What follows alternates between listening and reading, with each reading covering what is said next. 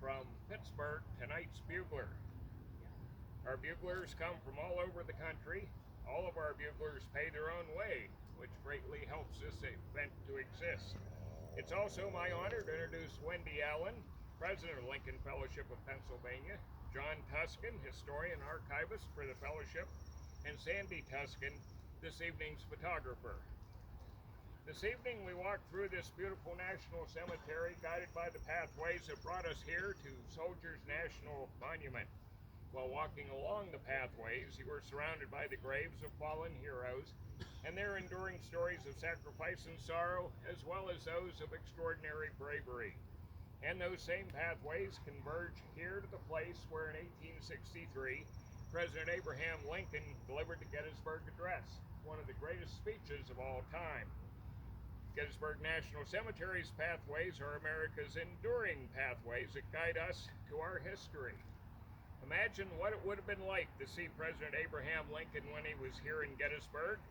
It was a Wednesday evening, November 18th, when Lincoln arrived on a patriotically decorated train at the Carlisle Street Depot. Many cheering spectators greeted the president as he disembarked from the train and made his way to the home of David Wills. Later that evening, the crowds wanted to hear from the president. They cheered for the president to come out and make a speech. Lincoln responded with a wave from a window. The crowd continued to cheer for a speech. Lincoln finally appeared out on the York Street steps of the Wills house. 13-year-old William H. Tipton, an apprentice at the Tyson Photographic Gallery, was among the spectators. Tipton admired Lincoln greatly. He wrote, "My eagerness to see and hear the president, whom I regarded as much above all other men and second only to the Almighty, centered all my attention on Mr. Lincoln, and no word or movement of his escaped my attention. I had heard that Mr. Lincoln was the homeliest man in the country, but when my eyes beheld that sad but kindly countenance, those strong, rugged features seemed handsome to me." The next day, November 19th, the streets of Gettysburg swelled with visitors. It's been estimated that tens of thousands of people were there. Lincoln stepped out of the Wills house about 10 a.m. and joined a procession on horseback. 8-year-old W.C. Storick, who lived about 3 miles outside Gettysburg, observed the following. "I saw Mr. Lincoln as he was about to start down the sidewalk. I was surprised, and I might say awed, by his great height, his black hair and beard, his dark complexion, his head covered with a tall silk hat. I thought he was the tallest man I had ever seen, and I fancy I can still see him as he appeared to me on that day." Lincoln remained on his impatient horse for an hour before the procession started down Baltimore Street at 11 a.m. They traveled south on Baltimore Street, turned right on Emmitsburg Road, and proceeded to the cemetery at the junction with Coneytown Road. Edward Everett, the principal speaker, began his speech at noon. It lasted nearly 2 hours. A hymn followed Everett's speech, and then President Lincoln was introduced to make his few appropriate remarks. When Lincoln stood to speak, the large crowd cheered loudly. Charles Young remembered Lincoln's solemn appearance as he faced the audience. Philip Hilker recalled, with a hand on each side of his manuscript, he spoke in a most deliberate manner, and with such a forceful and articulate expression that he could be heard by all of the immense throng. There was no gesture except with both hands up and down, grasping the manuscript, which he did not seem to need, as he looked at it so seldom. I'd like to close with this final story. Another youngster, 5-year-old George Thorne, had his own memorable encounter with Lincoln. He recalled that a long passageway opened up through the crowd to allow the president and other dignitaries to leave the cemetery. He wrote, "We were on one side of the aisle.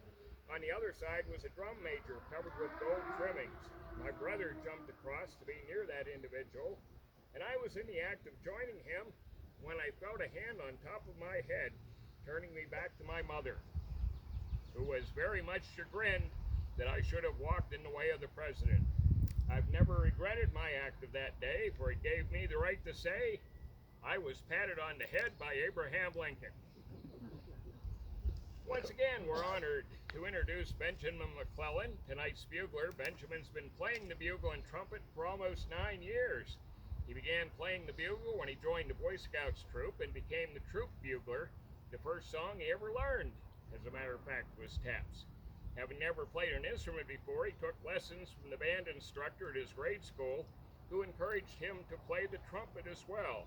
He played the trumpet all through grade school and high school, becoming section leader in his high school marching band and receiving the Louis Armstrong Award for Jazz. He completed the bugling merit badge in Scouts. He's currently a member of the University of Pittsburgh Marching Band, and he's a member of the Herald Trumpets in the band. We meet here in Gettysburg National Cemetery so that we shall never forget our brave American veterans. We remain steadfast in our dedication to the great unfinished work which those who fought here, as well as in many foreign lands, so nobly advanced. And we honor that they gave the last full measure of devotion, so that this nation under God shall have a new birth of freedom, and the government of the people, by the people, and for the people, shall not perish from the earth.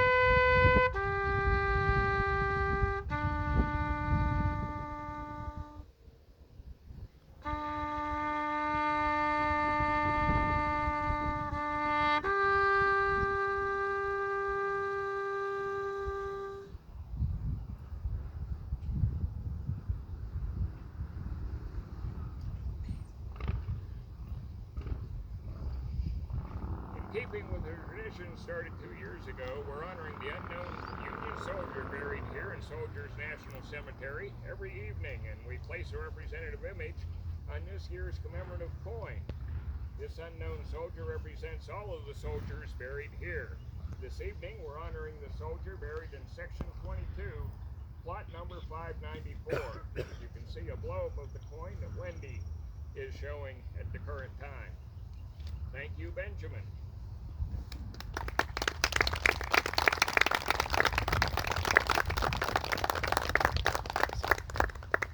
Sound taps here every night at 7 p.m.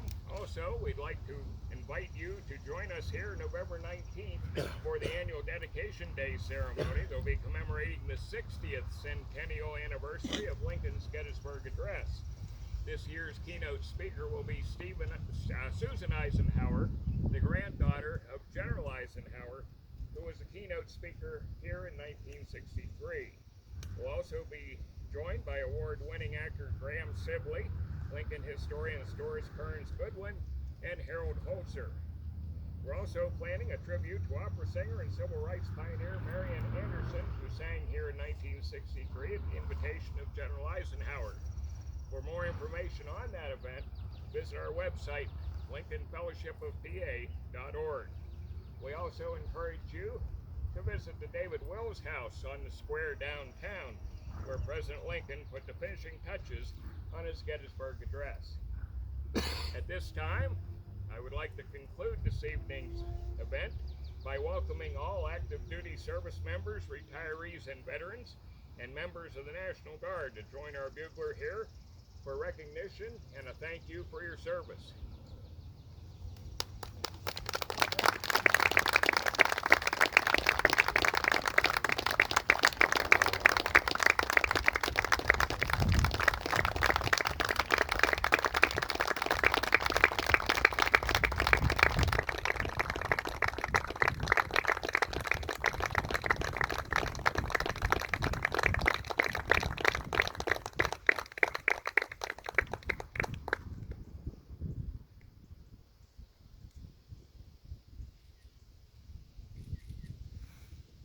thank you for joining us this evening. This concludes this evening's event. Hope to see you again.